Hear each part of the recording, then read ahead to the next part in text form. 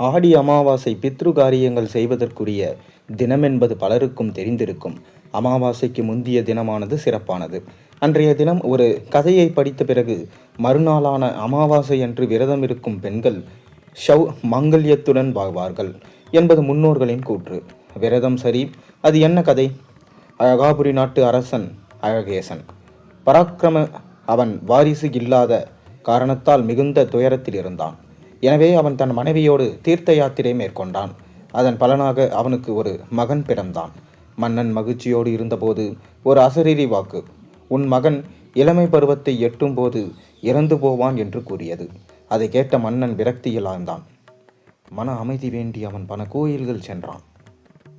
ஒரு நாள் காளி கோவில் ஒன்றில் அவன் வழிபட்ட போது, உன் மகன் இறந்ததும் அவனுக்கு மனம் செய்து வை, அவனது மனைவியின் மாங்கல்ய பலத்தால் அவன் உயிர் பெறுவான் என்ற குரல் கேட்டது. இளமை பருவம் எழுதிய இளவரசன் ஒரு நாள் இறந்து போனான். மன்னன் அவனுக்கு மனம் முடிக்க பெண் தேடிய போது யாரும் அதற்கு முன் வரவில்லை. அரசன் நிறைய பொன் தருவதாக அறிவித்தான். அப்போது பெற்றோரை இழந்து உறவினர்களின் கொடுமைக்கு ஆளாகி வாழ்ந்த ஒரு இளம் பெண்ணை அவளது உறவினர்கள் ஏமாற்றி இறந்து போன இளவரசனுக்கு திருமணம் செய்து வைத்தனர். இருட்டிய பின்னர் இளவரசன் உடலோடு அவளை காட்டில் கொண்டு போய் விட்டனர். அப்பாவியான அந்த பெண் கணவன் உறங்குவதாக நினைத்தாள். விடியும் வரை அவன் அருகிலேயே கண்ணுறங்காமல் காத்திருந்தாள். விடிந்தபின் தன் கணவன் இறந்து விட்டான் என்ற உண்மை தெரிய வந்து அழுதாள், அரற்றினாள், தவித்தாள். தனக்கு தெரிந்த தெய்வங்களின் பெயர்களெல்லாம் சொல்லி வேண்டினாள். உலகத்தின் தாயான ஈஸ்வரி அவளது அழுகுரல் கேட்டு இறங்கினாள். ஈசனின் அனுமதியோடு இறந்து கிடந்த இளவரசனை உயிர் பெற்றச் செய்தாள். இந்த சம்பவம் நடந்த தினம் ஓர் ஆடி மாத அமாவாசை நாள். தனக்கு அருளிய தேவியிடம் அந்த பெண், இருண்டு போன என் வாழ்வை ஒளி பெற செய்தது போலவே இந்த நாளில் தங்களை வழிபடும் பெண்களுக்கும் அருள் புரிய வேண்டும் என்று வேண்டினாள்.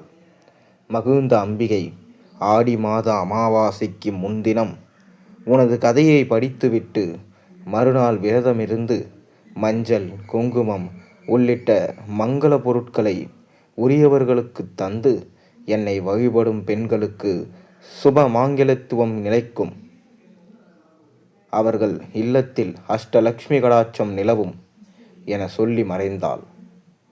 ஆடி அமாவாசையில் ராமேஸ்வர அக்னி தீர்த்தத்தில் சிறப்பான கடல் நீராடல் நடக்கிறது.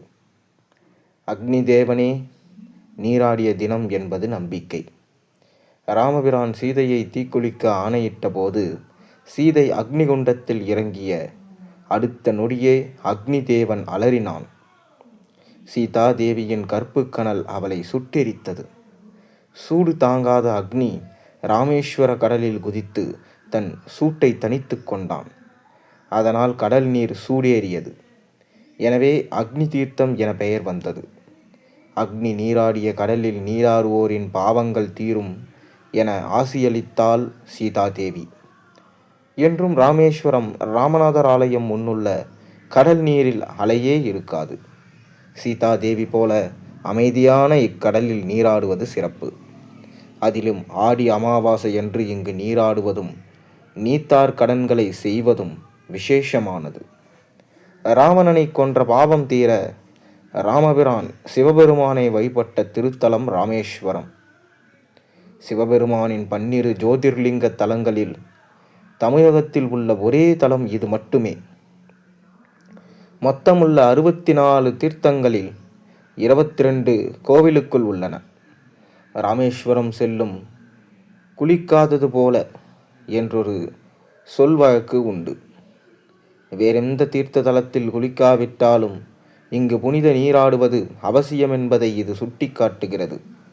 இங்கு ஆடி மாதத்தில் அம்பிகை பர்வதர்த்தினிக்கும் ராமநாதருக்கும் திருக்கல்யாண வைபவம் சிறப்பாக நடைபெறுகிறது. ஆடி மாதம் முழுவதும் இங்கு நீராடுவதும் சிறப்பாகும். பாவ நிவர்த்தி மட்டுமல்லாமல் பிதுர் தோஷம் நீங்கும் புனித தலமாகவும் இது விளங்குகிறது. தட்சிணாயன காலத்தில் வரும் ஆடி அமாவாசை நம் இதயத்தில் நீங்காத இடம் பெற்று வாழ்ந்து கொண்டிருக்கும் முன்னோர்களுக்கு முக்கியமான நாள். முன்னோர் வழிபாட்டை ஆடி அமாவாசையன்று காலையிலேயே துவங்கிவிட வேண்டும். ஏதாவது ஒரு தீர்த்தக்கரைக்கு சென்று தர்ப்பணம் செய்து வர வேண்டும். மதியம் சமையல் முடிந்ததும் மறைந்த முன்னோர் படங்களுக்கு மாலையிட்டு திருவிளக்கேற்ற வேண்டும். ஒரு இலையில் அவர்கள் வாழ்ந்த காலத்தில் விரும்பி சாப்பிட்ட உணவு வகைகளை படைக்க வேண்டும்.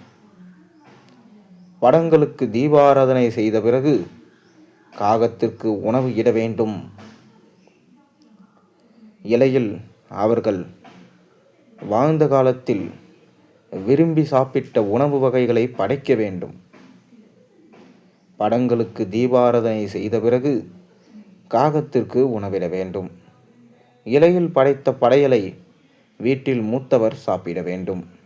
அவர் சாப்பிட்டதும் மற்றவர்கள் சாப்பிடலாம். இவ்வாறு செய்தால் முன்னோர் மகிழ்ந்து நம்மை ஆசீர்வாதம் செய்வதாக ஐதீகம். அமாவாசையின் முக்கியத்துவம் பற்றிய ஒரு சம்பவத்தை காண்போமா? அதாவது, குருக்ஷேத்திர யுத்தத்திற்கு முன் வெற்றி வாய்ப்பு குறித்து அறிவதற்காக சகாதேவனிடம் ஜோதிடம் கேட்கச் சென்றான் துரியோதனன். போரில் வெற்றி பெற வேண்டுமானால் எந்த நேரத்தில் களபலி கொடுக்க வேண்டும் என்று கேட்டான். துரியோதனன் தன் எதிரியாக இருந்தாலும் உண்மையின் இருப்பிடமான சகாதேவன் பூரண அமாவாசையன்று போரை துவங்கினால் வெற்றி உறுதி என்றான். துரியோதனனும் அதே நாளில் களபலி கொடுக்க தயாரானான். அப்போது கிருஷ்ணர் ஒரு தந்திரம் செய்தார். திடீரென அமாவாசைக்கு முதல் நாளே ஒரு குளக்கரையில் அமர்ந்து தர்ப்பணம் செய்தார்.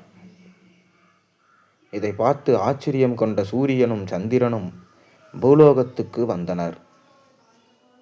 நாங்கள் இருவரும் ஒன்றாக சேரும் நாள்தானே அமாவாசை. ஆனால் நீங்கள் இன்று தர்ப்பணம் செய்கிறீர்களே, இது முறையானதா என்றனர். அதற்கு கிருஷ்ணன், இப்போது நீங்கள் ஒன்றாகத்தானே வந்திருக்கிறீர்கள். எனவே இன்றுதான் அமாவாசை என்று சமயோஜிதமாக பதில் சொல்லிவிட்டார். சகாதேவன் சொன்னபடி களபலி கொடுத்தவன் துரியோதனன். ஆனால் அன்று அமாவாசை இல்லாமல் போய்விட்டது. இதனால் நல்லவர்களான பாண்டவர்களுக்கே வெற்றி கிடைத்தது. ஆடி அமாவாசை அன்று மட்டுமல்ல, தினமும் தர்ப்பணம் செய்ய ஏற்ற தலம் திருவாரூர் மாவட்டத்தில் உள்ள செதலபதி எனப்படும் தில தர்ப்பணபுரி முத்தீஸ்வரர் கோயில். முத்தீஸ்வரரை சூரியன் சந்திரன் இருவரும் ஒரே நேரத்தில் வணங்கியுள்ளனர். எனவே இவர்கள் இருவரும் அருகருகே இருக்கின்றனர். சூரியன் சந்திரன் சந்திக்கும் நாளே அமாவாசை. இங்கே தினமும் இருவரும் இணைந்திருப்பதால் இதை நித்திய அமாவாசை தலம் என்பர். இக்கோவிலில் முன்னோர்களுக்கு பிதுர் தர்ப்பணம் செய்ய அமாவாசை திதி நட்சத்திரம் என பார்க்க தேவையில்லை. எந்த நாளிலும் சிராத்தம் தர்ப்பணம் செய்து கொள்ளலாம். ராமபிரான் இத்தலத்துக்கு வந்து தன் தந்தை தசரதற்காக பிண்டம் வைத்து சிரார்த்தம் செய்துள்ளார். இந்த பிண்டங்கள் பித்தூர் லிங்கங்களாக மாறியதாக தல வரலாறு கூறுகிறது. திருவாரூரிலிருந்து மயிலாடுதுறை செல்லும் வகையில் 22 கிலோமீட்டர் தூரத்தில் பூந்தோட்டம் கிராமம் உள்ளது. இங்கிருந்து 4 கிலோமீட்டர் தூரத்தில் உள்ள கூத்தனூர் சென்று அருகிலுள்ள செதலபதியை அடையலாம். கூத்தனூரில் புகழ்பெற்ற சரஸ்வதி கோவிலும், அங்கிருந்து சற்று தூரத்தில் சிவபார்வதி திருத்தலமான திரு வீகிமியலை மாப்பிள்ளை சுவாமி கோவிலும் உள்ளன. ஆடி அமாவாசையன்று நம் இதயத்தில் இருக்கும் முன்னோரை வழிபடுவதுடன் தீர்த்த தலங்களுக்கும் சென்று வரலாம். அறம் வளர்த்த நாயகியோடு ஐயார்ப்பர் அருள் புரியும் திருத்தலம் திருவையாறு. நாள் வரலாம் பாடப்பெற்ற புண்ணியத்தலம். நாவுக்கரசர் இக்கோவிலை பற்றி மட்டுமே 126 பாடல்கள் பாடியுள்ளார். கைலை தரிசனம் பெறுவதற்காக வடதிசை நோக்கிச் சென்ற நாவுக்கரசரை அங்குள்ள நீர்நிலையில் மூழ்கும்படி சிவன் கட்டளையிட்டார்.